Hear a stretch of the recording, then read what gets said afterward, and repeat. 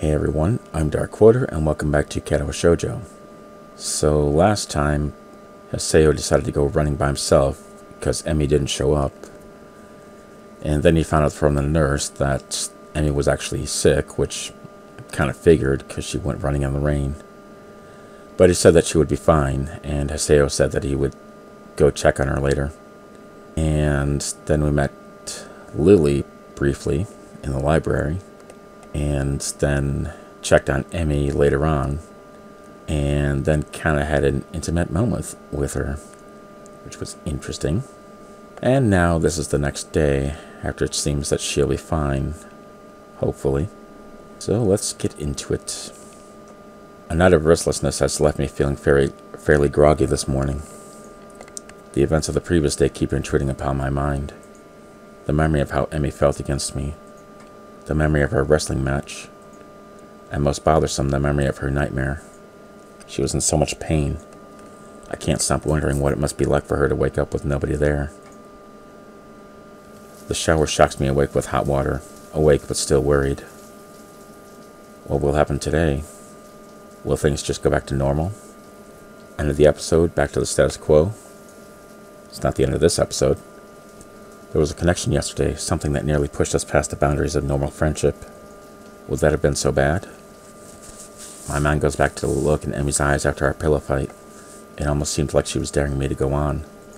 Almost. But I can't know for sure. Anyway, the track captain's probably the first in her affections. But even as I say that, my mind is already snorting derisively. I'm just looking for an excuse, a reason for everything to go wrong. A reason to not try. It's not as if I've even seen the two of them together outside of track practice. And clearly he's never visited. Emi said as much herself. If they were close, surely he'd visit. I'm such a wuss. I ought to just go for it anyway. Damn the consequences. That's what Emi would do, I think. Hell, I know that's what she'd do. Which is partially why I'm convinced there's no interest on her end. She hasn't acted either.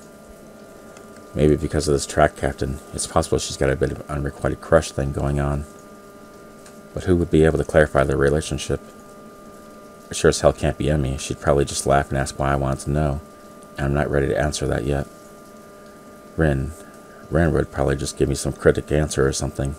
Then with my luck she'd just ask Emi, who would ask me why I want to know, and I've already covered that problem.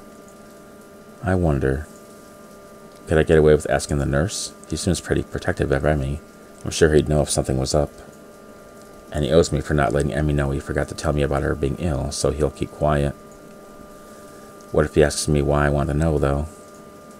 I can shake him off, just say I'm curious as a friend. He'll buy that, won't he? Not likely. Of course. That's settled then.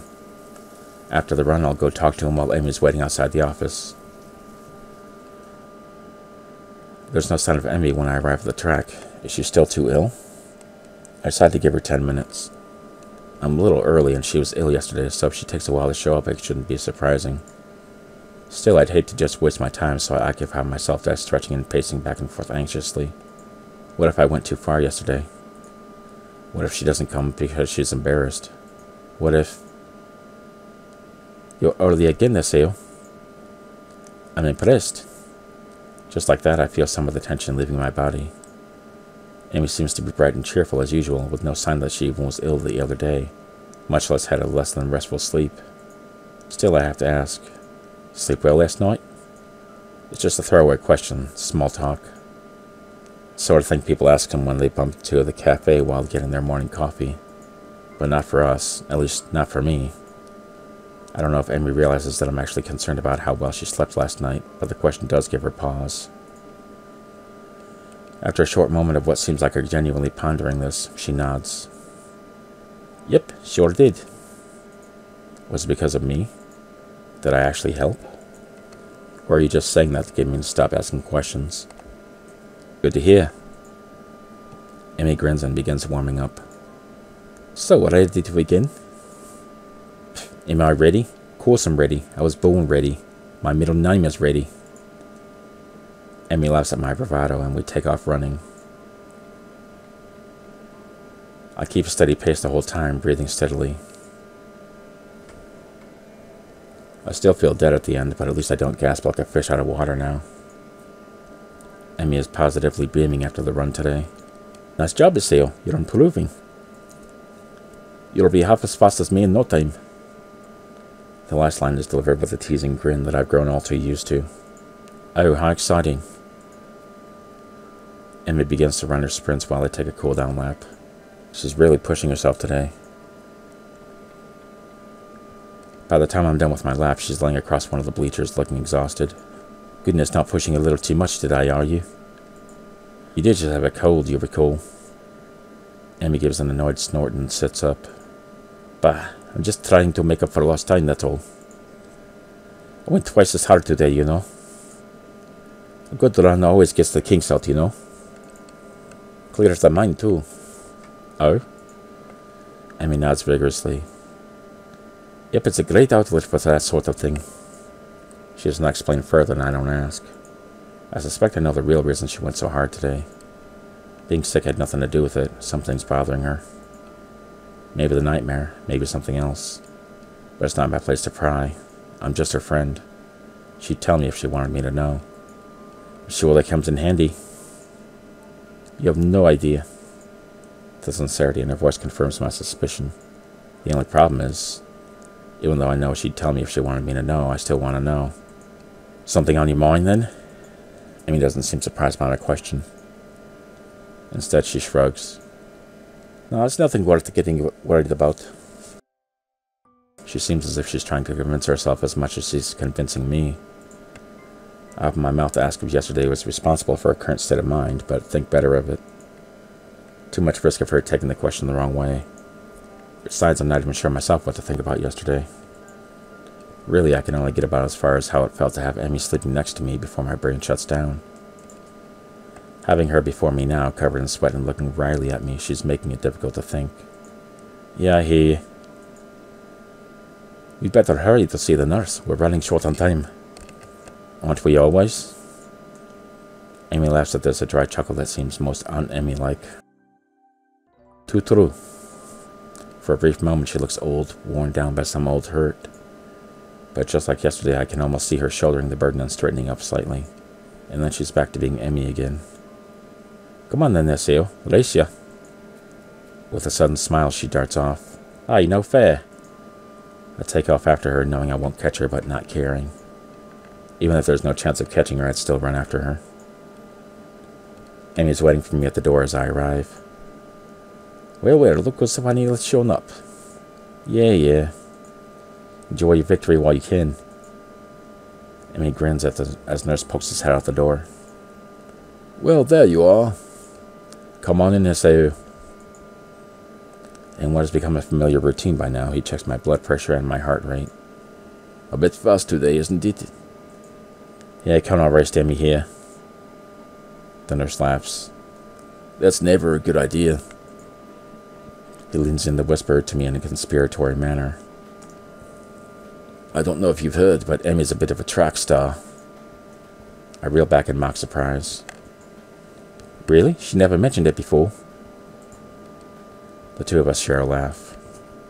Did she do okay today? Code seemed to bother her. Why don't you ask her? He rolls his eyes in exasperation. Of course I'm going to ask her too, but she'll tell me that she didn't have any problems regardless of whether or not she did. So I'm asking you because you're her friend and would probably tell me if she had trouble today. When he puts it that way, it makes a lot more sense. She seemed pretty good today, if a little more tired than usual. She was already feeling better when I dropped by yesterday, so I'm not that surprised. The nurse nods, though I notice he tenses slightly when I mention yesterday's visit. Well, that's good to hear. I figured it was just a 24-hour thing. Emi tends to recover quickly from colds and the like. Hey, speaking of Emi, is she in the track captain? Well, you know. A look of suspicion crosses his face. Why do you ask? Well, it's just that they seem kind of close and I was just curious, you know. And I never ask her because that would be kind of embarrassing. So far, so good. Not to really sell it. Besides, I think they'd make you keep careful. The nurse laughs. Well, I don't suppose you're the first to think that. But I think I can say with some certainty that the two of them will never do anything like that. Certainty? Yep. Not that I could tell you, of course. Confidentiality and all that. Yeah, right, you just like having a secret over my head. That too. Right, get out of here, I'm a busy man, you know. I roll my eyes at his last statement and head out the door, motioning to Emi to go in. The whole time I'm trying to keep from doing a celebratory dance. The two of them will never do anything like that. That's precisely the sort of thing I wanted to hear. I'm half tempted to make some sort of move on Emi right now, but I think the nurse would probably disapprove. Besides, I still don't know exactly how Emi feels about me. I mean, it's obvious that she cares about me as a friend, but something more than that? I can't be certain. Even so, I can't help but feel hopeful. I just need to figure out a good time to tell her, Emi, exactly how I feel. That puzzle should keep me occupied for the rest of the day, at least. The rooftop is completely deserted. Normally, I could count on Rin to be up here before me, but she's strangely absent. I wonder if she decided to accompany Emi to the cafeteria for once. That seems pretty unlikely, but it's all I can think of right now.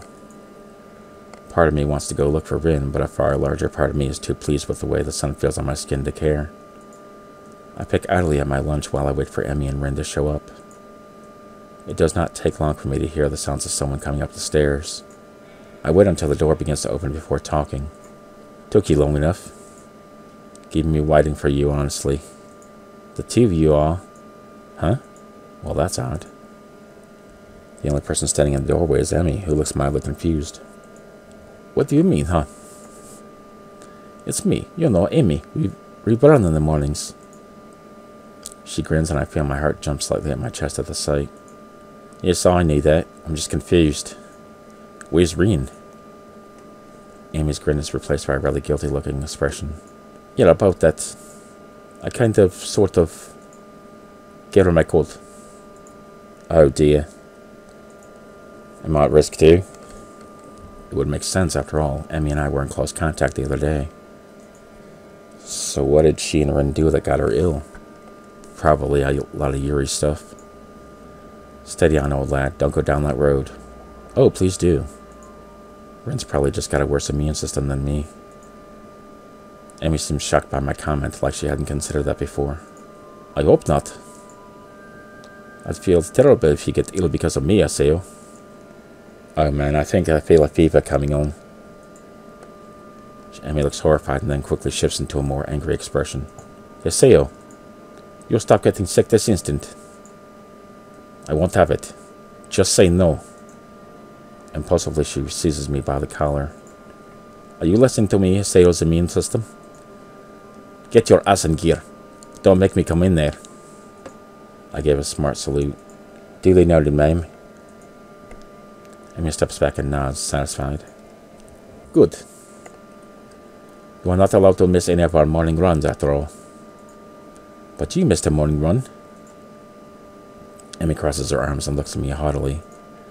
Yes, but that's a special case. It was me and not you. That's not an explanation at all. Emi looks flabbergasted. You're kidding, right? That explanation makes perfect sense. No, it doesn't. It's a blatant double standard.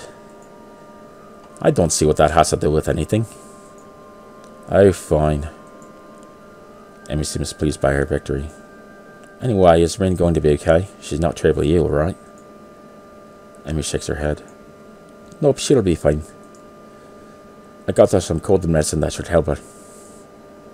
Although I probably should have made sure she didn't try to take them all at once. She's done that before, you know. Somehow I don't find this all that surprising. I don't Rin as one to pay attention to maximum dosages and such. You should probably check in on her later then, just to make sure. Emi shrugs. I'll stop by after practice. She'll be fine until then. I nod, figuring that line of conversation is over. The only problem is I don't know what else to talk about. So, got any more track mates coming up? This is a terribly roundabout way of trying to see if she's free on the weekend. If she's free, then maybe I can ask her on a date or something. Well, assuming I can get myself to actually form the words. Emi shakes her head. No, not for another couple of weeks, I think. The season's winding down.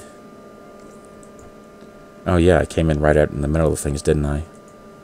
Does that mean exams are coming up soon? I should probably look into that. What do you do on the weekends if there's not a mate? An eyebrow goes up and Emi gets a teasing look on her face. You're awfully inquisitive today, aren't you? I shrug and hope it looks casual. Just making conversation. I don't know what it's like to be a track star after all. Flattery. She waves a hand idly. I'm not actually that good, you know. It just so happened to see me on the good day is all. You liar. Heh, yeah. But humility is the sign of a good athlete. At least that's what my dad used to say. She shrugs and tries unsuccessfully to hide the rather troubled expression her face has taken on. Hi, what's up? You seem bold about something. Emi starts to deny it, then sighs in defeat. I wonder if she's too tired from being sick to get herself to deny it like usual. Or if she actually just trusts me enough at this point to open up. What do you remember last night? Do I ever? I settle for nodding, however. That's not the first time that's happened to me. Actually, I get them kind of... She pauses as if it suddenly occurred to her what she's doing. It's almost like she's breaking some sort of personal rule here. But she starts up again, choosing her words carefully. Well, not often, but on occasion. Just been one of those weeks where that's what happens. A sigh escapes her and she looks terribly frustrated. I reach over and give her a hug, which, unlike last time, doesn't seem to shock her. Instead, she seems to relax as my arms wrap around her. We stay that way for a while. Ah, you know, I was serious last night. You really can't talk to me if stuff like this is bothering you. It's always difficult to do that sort of thing solo, you know. Emi smiles and breaks the embrace, but stays leaning on my shoulder. Thanks, Hisao. I'll be fine, I think. I can already see her reassembling herself, getting ready to bottle it up again. Guess that topic's closed now. So, how, you giving me any more thought to that career survey? Can't see I have. I don't tend to plan very far ahead, you know. Although I suppose I could at least start looking into college, huh? I shrug. I suppose, unless you were serious about that private thing. Unless I checked pirates didn't have much need for the universities. Unless there's like a pirate university out there somewhere. Emi giggles and starts to look up a little like her old self, but there's a new element to her expression. Impish, that's how I describe it. Emi looks impish, looking up at me with her head nestled into my shoulder. Would you come with me if I ran off to be a pirate? Of course I would. Who in their right mind would pass up the opportunity to be pirates with you? Well, when you put it that way, I'm not sure. She giggles again. I notice that my heart seems to have sped up. It's probably due to Emi's proximity to me. That hint of strawberries again. I can't help but grin as I gaze down at her. She's happy again. Hey, Hisao. If you're going to kiss me, you should probably do it soon. I think the lunch bell is about to ring. My thoughts grind to a sudden halt. I'm pretty sure my mouth is hanging open in shock. All I can manage is a strangled, huh? This amuses Emi even more. You were thinking about it, weren't you? She sits up, bringing her face level with mine. I'd probably enjoy it, you know. You're really... Well... She briefly composes herself, looking like she's about to say something important. If you hadn't figured that out by now, I think I've developed a bit of a crush on you. You're going to have to do something about that. This time her grin short-circuits several important thought processes. At some point I turned toward her, and at another point her arms moved to around my neck. At yet another, my arms wrapped around her waist. I'll be damned if I could tell precisely when that happened. Because at the moment, there's only a voice in the back of my head yelling at me to kiss her. I look into Emi's eyes. There it is. The thing I saw yesterday on the bed. It's there again. It suddenly strikes me that she's worried that I'll reject her. What a silly worry for her to have. And so they kiss.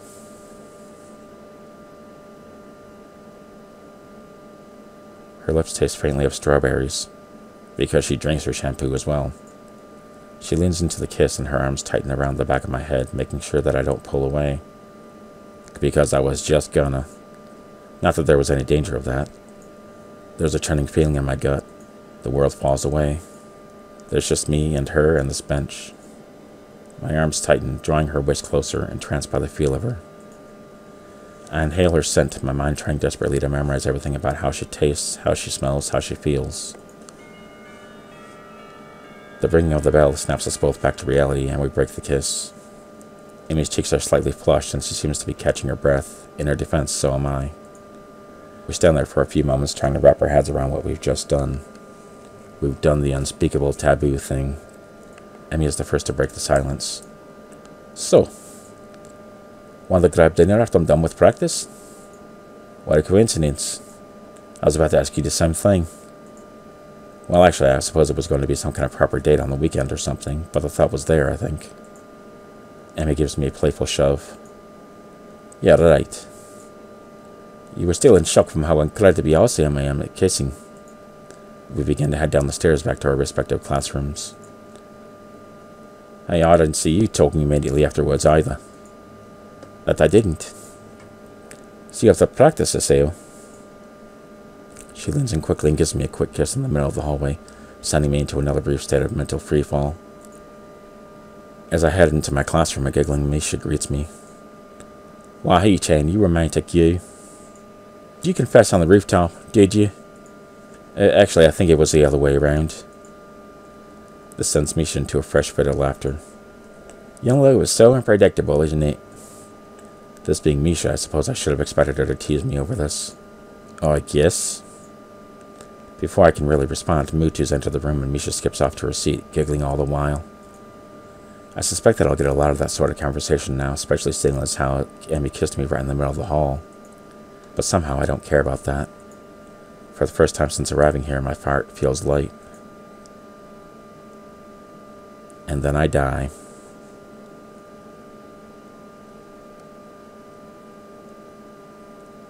The Running Girl. Act 3, Perspective. So we're in Act 3 now, huh?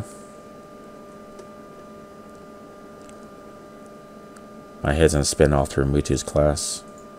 I'm going to have dinner. With Emi. Who wants to be my girlfriend, no less. A date. And then she kissed me. That kiss, I keep going back to it, playing over in my mind again and again. Everything about that moment felt so right. My mind drifts off, lost in thoughts of Emi. Nikai? Hello. Seems like I've drifted a bit too far. As I float out the window. Huh? What? God, man. You've contracted some kind of amnesia. Someone get the nurse. Class chuckles at Mutou's antics. Sorry, sir. Won't happen again and all that, right? Exactly. Mutou brightens considerably. Well, lovely to hear. I'd hate to have my star pupil slacking off after all. I'm doing well, but I hardly qualify as a star pupil, I think. I'm fairly certain that this class is the sort that everyone does well in. It's just memorizing formulas. True to my word, I managed to pay attention for the rest of the class. Nikai, may I have a word with you? I wonder if I'm in trouble for earlier. Sure. Am I in trouble? Mutou looks genuinely confused for a moment. Beg your pardon. He tilts his head to one side and thinks for a moment. Oh, that. No, you're not in any sort of trouble. There's just a question I want to ask you. What's that? Nothing terrible. I was just wondering what your plans for after graduation are. Are you going to university? Yeah, I guess. Can't really see a reason not to go. Given any thought to what you'll study? Not really, no. I figure I'll come up with something when I get there. Mutou laughs. Taking things as they come, eh? I'd argue against it, but that's how I did things when I went to university. That's how I do things now, in fact. Well, not really. I was just lying to you. I knew I'd go into a science, I just wasn't sure which one. Ended up with physics, but could just as well have gone for astronomy or what have you. Actually, I did go for chemistry first, but there were all sorts of things. Mutou trails off and frowns slightly. It takes a minute for him to recover his train of thought, and I wait patiently for him to continue. So anyway, I did a lot of physics as well, because I had an interest in that, but I wasn't sure if it was for me. So I went back to chemistry, and here we are, yes? He smiles at me enthusiastically, as if waiting for me to confirm that yes, here's where we are. Somehow I get the feeling that Mutou had a plan for this conversation, but I'll be damned if I can figure it out. Oh, I'm sorry, I'm not following you. Mutou frowns and rubs his chin a bit, looking perplexed. He then snaps his fingers as if he remembered what the point of all this was. Right, yes, you. Me? Yes, you should look into studying one of the sciences. Maybe chemistry. You're fantastic at it. You could be my apprentice. Unless you'd rather just go into math. Mutou makes a sour face. Not a big fan of straight math. I always like the experiments more than the proofs. You're saying I should study science at university? Mutou seems thrown off balance by a question. Well, sort of. I think you should study wizardry. You could also join the science club. Trouble is, there's not actually a science club. But there could be. You could even be a charter member. A founding father. Of course, you'd need to find other members. Well, only if you wanted to. No pressure. Your entire future only rides on it. You could just start it up with the two of us. And, I could give you things to read, and we could talk about them.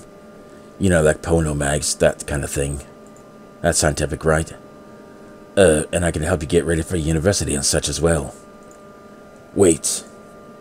Mutou rummages around in his briefcase and tosses me a book. Read that. If it's interesting, then we can talk about it. A Brief History of Time? I don't know if I actually want to read this, but Mutou seems pretty excited about it. What's it about?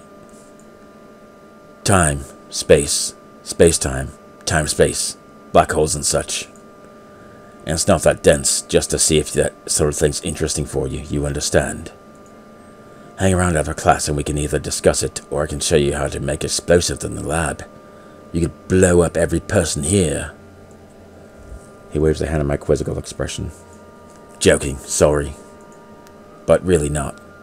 I can tell you how to blow people up. Still, I've kept you in here long enough for now. Think about science as a career path, Nakai. I think you'd enjoy it. Okay, I will. Thank you for the book. I leave the classroom and look up at the clock. Quite a chunk of time to kill until Emi's out of practice. Guess I'll give this book a look. I should probably shower as well. Showering before a date's only proper, right? I headed back to the dorms. I wonder where I'm supposed to meet Emi anyway. She said after practice, but she didn't say where I should find her. I guess I can just swing by the track. That's probably the best anyway. If she needs a shower, I can just wait for her in her room or something. Or I can peek in. Either way. Or in the hallway, I guess. That would be better as well. Or even all the way across campus. I take a quick shower, remembering to take my medication once I hop out. Now for a look at this book. And then I fall asleep. Katawa Shoujo, brought to you by Time and Space.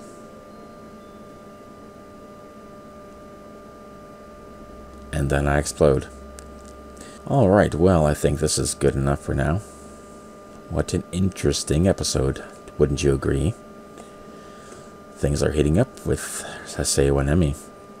So, I look forward to next time. Thank you guys for watching, thanks for being cool, and I'll see you next time.